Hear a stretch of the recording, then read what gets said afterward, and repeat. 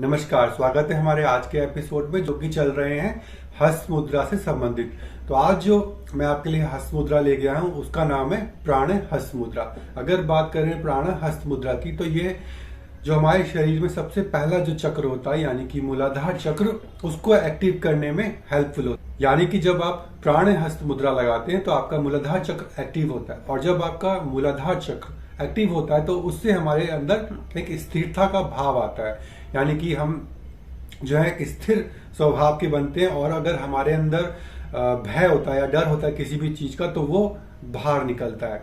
हमारे अंदर मजबूती आती है और हमारे अंदर दृढ़ता का एक भाव आता है। और जब हमारे अंदर स्थिरता आती है या हमारे अंदर मजबूती आती है तो उससे होता ही है कि हमारे अंदर जितने भी नेगेटिव थॉट्स चल रहे होते हैं, विचार चल रहे होते हैं, वो बाहर निकलते हैं, कम होते हैं। और उसके साथ ही हमारे शरीर में जितने भी जो पॉजिटिव थॉट है, हमारे दिमाग में पॉजिटिव थॉट्स हैं, वो बनने लगते हैं। इसके अलावा जब आप इस प्राण हस्त मुद्रा का अभ्यास करते हैं और अभ्यास करते वक्त आप ओम का उच्चारण करते हैं तो उससे सिर्फ हमारे शरीर ही नहीं, हमारे मस्तिष्क का भी डेवलपमेंट होता है, उसका विकास होता है। और विकास होने से ये होता है कि जब हमारा मन या जो हमारा मस्तिष्क होता है वो जब स्वस्थ होगा तो हमारे अंदर जितनी भी जो उथल पुथल चल रही होती है, हमारे दिमाग में जो बेकार के थॉट चल रहे होते हैं जिनका कोई सेंस नहीं होता, वो कम होते हैं। और जब वो कम होते हैं तो हमारी जितनी भी स्लीपिंग डिसऑर्डर होते हैं यानी कि अनिद्रा से संबंधित जो शिकायतें होती हैं, जिसमें कि इंसोमेनिया है, या हमें ज्यादा नींद आती है, या हमें बिल्कुल ही नींद नहीं आती है, समय पे नींद नहीं आती है, या हम सुबह लेट तक सोते रहते हैं, तो उन सब तकलीफों में हमें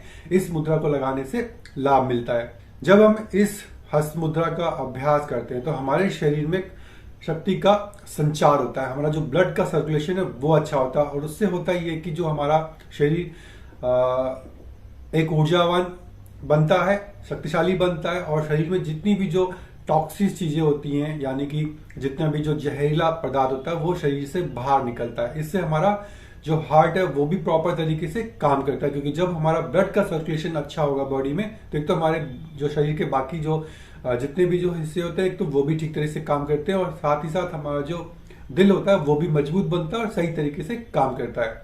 आपने बहुत से लोगों को देखा होगा जिनको कि बहुत कम भूख लगती है या जरूरत से ज्यादा भूख लगती है, और इस कंडीशन में ये होता है कि या तो वो ओवर ईटिंग करते हैं या बिल्कुल भी ईटिंग नहीं करते हैं, और उससे वो या तो अंडरवेट आ जाते हैं या ओवरवेट होते हैं। और ये आपको मालूम नहीं है कि ये दोनों ही स्थितियां हमारे लिए अच्छी नहीं होती है, और इससे हम काफी सारी बीमारियों का शिकार बनते हैं। तो जब आप प्राण हस्त मुद्रा का अभ्यास करते हैं तो आपकी जो भूख है वो प्रॉपर लगती है, यानी कि आपके शरीर को जितने भोजन की आवश्यकता है उसी को वो ग्रहण करती है, उतनी ही मात्रा में वो लेती है। और जब हम सही तरीके से खाना खाएंगे तो होता ही है कि हमारे शरीर में जो विटामिन और मिनरल्स की जो कमी होती है वो पूरी होती है। और जब हम प्राण मुद्रा का अभ्यास करते हैं तो वो हमारे पूरे शरीर में उस विटामिन और मिनरल को अच्छी तरीके से भेजती है, और उससे हमारा शरीर मजबूत बनता है। प्राण मुद्रा लगाने का जो सबसे अधिक फायदा होता है वो हमारी आंखों को होता है। जब हम प्राण मुद्रा का अभ्यास करते हैं तो हमारी जो आंखें हैं वो अच्छी होती हैं, और उसकी जो देखने की क्षमता है वो ठीक बनती है, यानी और आंखों से संबंधित जो भी तकलीफ होती है उसमें भी हमें आराम मिलता है। इस मुद्रा का अभ्यास अगर आप अपान मुद्रा और वायु मुद्रा की बात करेंगे तो आपके सिर्फ आंख ही नहीं, इसके अलावा आपके जितने भी ये कान, नाक, गले से संबंधित जितनी भी तकलीफ है उसमें भी आपको आराम मिलता है। बस आपको इसमें करना ये है कि आपको 21 दिन तक, कम से कम 21 दिन तक इस हस्त मुद्रा का अभ्यास करना है, और नियमित एक समय में। तो उदाहरण के लिए अगर सुबह के वक्त आप 8 बजे इस हस्त मुद्रा का अभ्यास करते हैं तो आपको रोज 21 दिन तक 8 बजे या उसके आसपास 5 मिनट आगे पीछे हो सकता है, पर उतने बजे आपको इस मुद्रा का और इन तीनों मुद्राओं का एक साथ अभ्यास करना है। तो आपकी जितने भी आंख, नाक, कान से गले संबंधित जितनी भी तकलीफ है उसमें सुधार होता है, और आगे फ्यूचर भविष्य में भी वो जो है किसी रोग से ग्रस्त नहीं होते हैं। अगर किसी को हाई बीपी की शिकायत है यानी कि हाई ब्लड प्रेशर है, उच्च रक्तचाप की बीमारी है, शुगर की बीमारी है, या उसको ब्रीथिंग से रिलेटेड कोई प्रॉब्लम यानी कि सांस से संबंधित कोई तकलीफ है, तो उसको इस प्राण मुद्रा का अभ्यास करना चाहिए। वो महिलाएं जिनको मासिक धर्म से संबंधित शिकायत है या उसमें अनियमितता रहती है, दर्द होता है, तकलीफ होती है, तो उन महिलाओं को इस प्राण मुद्रा का अभ्यास जरूर करना चाहिए। तो ये तो हुए कुछ लाभ। अब बात करते हैं कि इस मुद्रा करते वक्त हमें क्या सावधानी रखनी चाहिए या किसको इस मुद्रा का अभ्यास नहीं करना चाहिए। तो सबसे पहले जिन लोगों को सर्दी और जुकाम की बहुत ज्यादा शिकायत है या हो रहा है तो उस वक्त इस मुद्रा का अभ्यास ना करें। जो महिलाओं की जो डिलीवरी होती है यानी कि प्रसव के ठीक बाद अगर वो इस मुद्रा का अभ्यास करना चाहती हैं तो वो किसी योग्य शिक्षक की देखरेख में इस मुद्रा का अभ्यास करें। इस मुद्रा को लगाते वक्त ध्यान रखें कि आपका पेट एकदम खाली हो।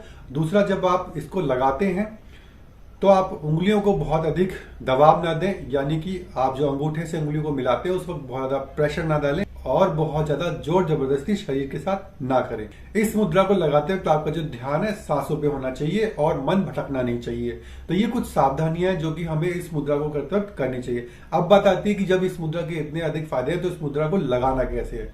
तो इस मुद्रा को लगाने के लिए आपको करना ही है कि आपकी जो सबसे छोटी उंगली है वो और छोटी उंगली की जो बगल वाली उंगली है, यानी कि ये दोनों उंगलियां, ये लिटिल फिंगर और आपकी जो रिंग फिंगर है, उन दोनों को आप बोनेंगे और अंगूठे के टिप से लगा देंगे और ये दोनों उंगलियां जो है ये आपस में रहेंगी। तो ये इस तरीके से आपकी जो ये प्राण हस्त मुद्रा लगेगी। हाथ की पोजीशन इस तरीके से नीचे की तरफ होगी। बैठते वक्त आपकी जो कमर और गर्दन सीधी रहेगी और इस मुद्रा को लगाते वक्त आप पद्मासन, सुखासन, वज्रासन किसी में भी बैठ सकते हैं। अगर आपसे इन आसनों में नहीं बैठा जाता है तो आप पलंग और चेयर में भी बैठ सकते हैं। बस ध्यान ये देना है कि आपकी जो है बैकबोन सीधी रहे और सांसें सामान्य रहे। तो उम्मीद करता हूं कि जो मैंने आपको ये मुद्रा बताई है आप इसको अभ्यास में लेके आएंगे और इससे होने वाले लाभों को उठाएंगे। तो अब मिलते हैं हम अपनी अगली वीडियो में। उसमें मैं आपके लिए लेकर आऊंगा एक अलग हस्त मुद्रा और उससे संबंधित लाभ। तब तक के लिए नमस्कार।